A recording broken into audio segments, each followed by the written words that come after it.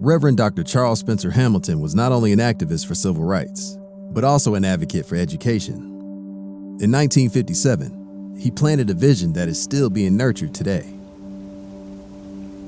When a seed is planted, it needs the right conditions to grow: sunlight, water, and nutrients from the soil. Over time, with care and nurturing, it grows into a strong, healthy tree. Similarly, children need a supportive environment to thrive: love, education, and guidance. Those right conditions are at our Child Development Center. So the history started with Reverend Dr. C.S. Hamilton in 1957 of opening a Child Development Center. 10 years later, Ms. Louise B. Scott, who was a housewife at the time, came because she heard there was a position open. So she came and she applied, and then for the next 35 years, she built a legacy of not just teaching the children in the community, but also being innovative, creative in that aspect at a time when there wasn't any regulations.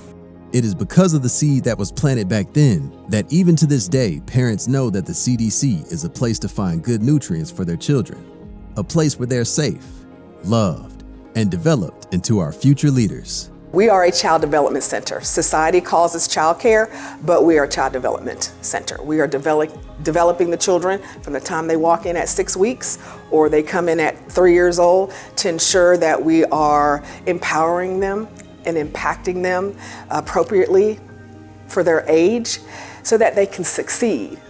When parents drop off their children, they know they're leaving them in a safe, nurturing environment where teachers provide loving care and teach the basics of counting, reading, and writing.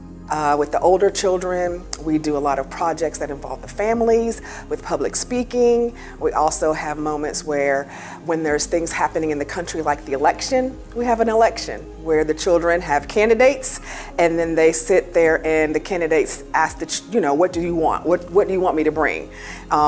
And as simple as no more naps and more recess time.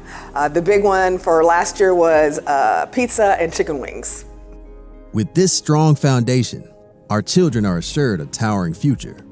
Mary Ann Carter, the proud and passionate director of the 3-star quality rated program, continues to honor the legacy of Louise B. Scott and Reverend Hamilton.